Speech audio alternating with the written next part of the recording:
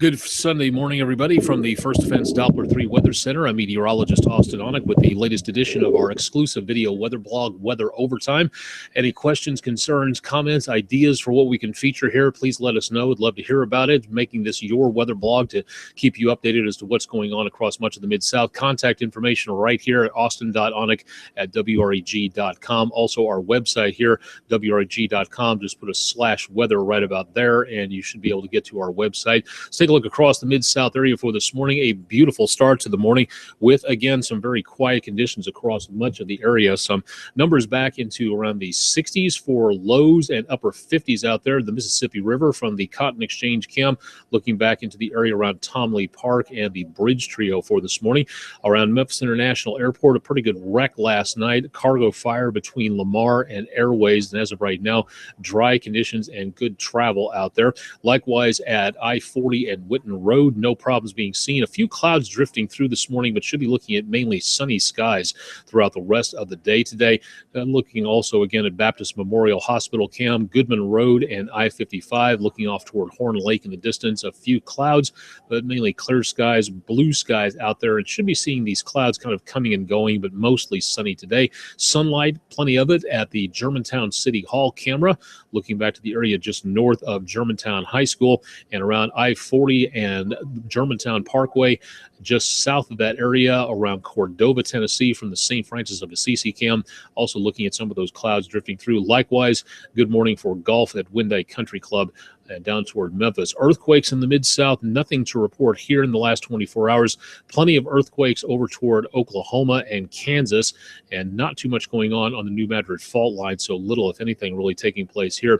Now, there was a very big earthquake last night. Still looking for updates on what has happened around the coastal cities of Ecuador last night. A 7.8 magnitude earthquake, according to the United States Geological Survey.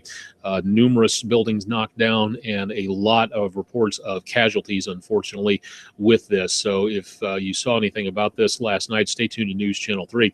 Believe it or not, the energy of that quake made it its way into the Mid-South. The quake happened at just before about 7 o'clock Mid-South time, around 6:58 p.m. our time in the Mid-South Central time, and it took less than 10 minutes. If you follow that black line from 7 o'clock over, you can see what the energy started moving on through. Now, we probably nobody felt anything because of this, but that earthquake energy can go through several hundred miles, causes the Earth's crust to ring like a bell, and for the next couple of hours, the earthquake energy was vibrating back and forth and was easily detectable. This is the site, the helicorder, as it's called, from Lenox, Tennessee, and very easily detectable with that earthquake energy going through the Mid-South. So incredible to see more about that. If you'd like to learn more about the Center for Earthquake Research and Information, all you have to do is go to the University of Memphis at memphis.edu/CERI, Center for Earthquake Research and Information. Great place to go to for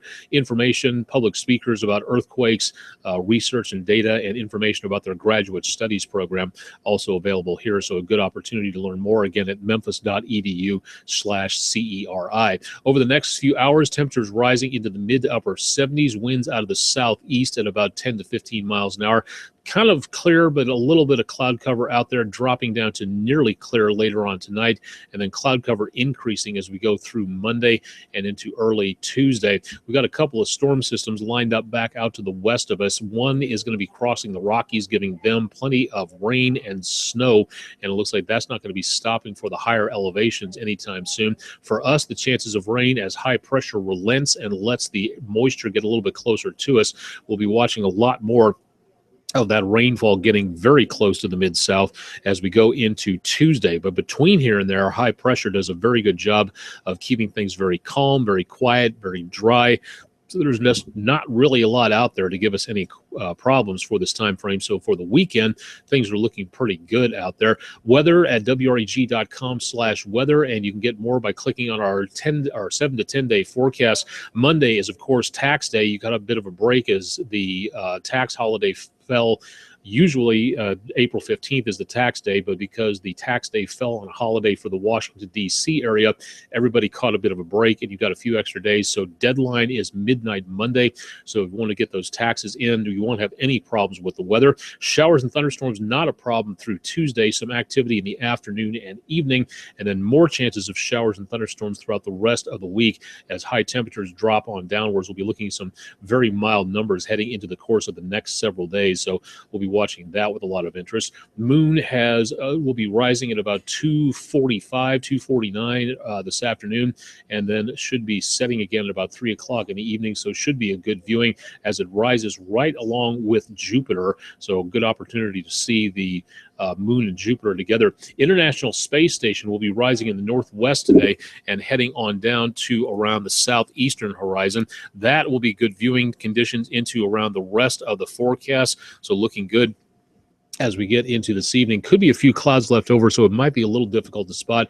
Best way to see is from the northwest horizon, rising through Cassiopeia, right around the North Star in Ursa Minor, and then going through the handle of the Big Dipper before fading before it reaches Virgo and going relatively close to Jupiter and the Moon, which will be right next to each other, just around the constellation of Leo. So hopefully some good viewing conditions for that later on tonight. Stay tuned to News Channel 3 for updates. And this is one of two flyovers tonight. The first one will be at just about 8:18.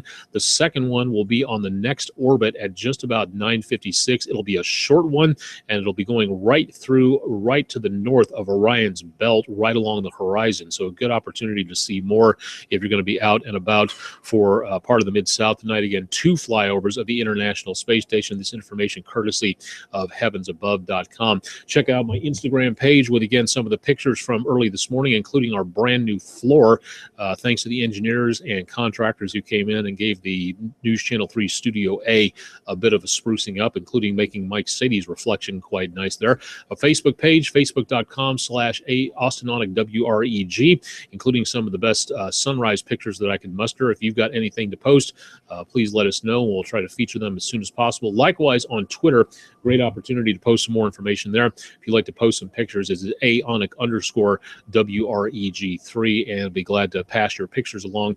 If you have anything sunrise, weather related, anything like that, we'd love to see stuff like that, and we'll go ahead and pass them along to everybody else. And thanks to everybody who's posted some really great pictures, especially during the storms over the last couple of weeks. Some great rainbow shots, some great, very dark cloud shots moving on through the area, and also some good sunrise pictures as well across much of the Mid-South area. Again, questions, concerns, ideas about what we can feature, please let me know. I can't do this blog without you giving me some information about what you would like or what you would not like. Austin.Onik@WREG.com. That'll wrap it up for this edition of News Channel 3's video weather blog, Weather Overtime.